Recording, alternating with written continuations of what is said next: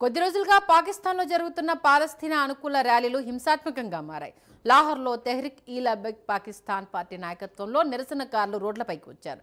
నిరసనకారులను లాఠీలతో చెదరగొట్టారు. Tear gas ప్రయోగించడంతో పాటు కాల్పులు కూడా జరిపారు. దీంతో ముగ్గురు నిరసనకారులు మరణించారు. మృతుల సంఖ్య ఇంకా ఎక్కువే ఉంటుందని భావిస్తున్నారు.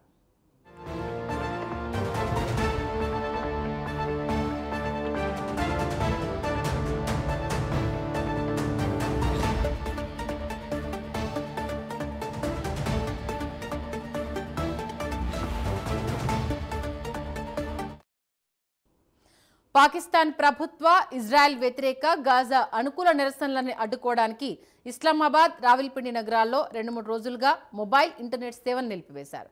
రాజధానికి వెళ్లే అన్ని ప్రధాన మార్గాలను మూసివేసి దిగ్బంధించారు. నగరంలోని రెడ్ జోన్ను పూర్తిగా సీల్ చేసి కేవలం అధికారిక పాసులు ఉన్నవారిని మాత్రమే మార్గల్లా రోడ్ మీదుగా అనుమతించారు. పంజాబ్ ప్రావిన్స్ వ్యాప్తంగా 10 రోజుల పాటు 144 సెక్షన్ని అమలు చేయబోతున్నారు. ఈ ఘటనను కొనసాగింపుగా పంజాబ్లో జరిగిన నిరసనలు హింసాత్మకంగా మారాయి.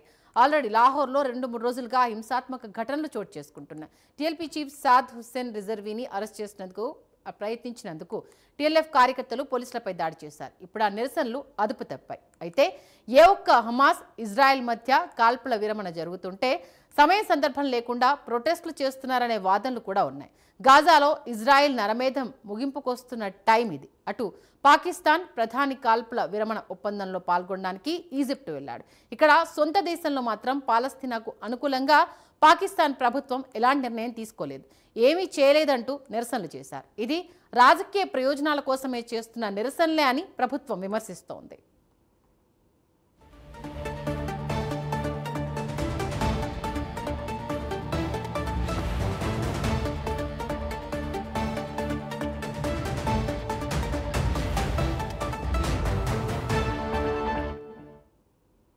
నిరసనలకు దిగిన తెహ్రిక్ ఈ లబ్బైక్ పాకిస్తాన్లో ఇస్లామిస్ట్ రైట్ వింగ్ పార్టీ గత ఎన్నికల్లో బ్లాస్ఫెమీకి మరణశిక్ష విధించాలనే ఎజెండాను ప్రచారం చేసింది. ఆ పార్టీ అధినేత సాద్ రిజ్వీ కూడా ఈ అల్లర్లలో గాయపడ్డాడు. అతని పరిస్థితి విషమంగా ఉందని సమాచారం.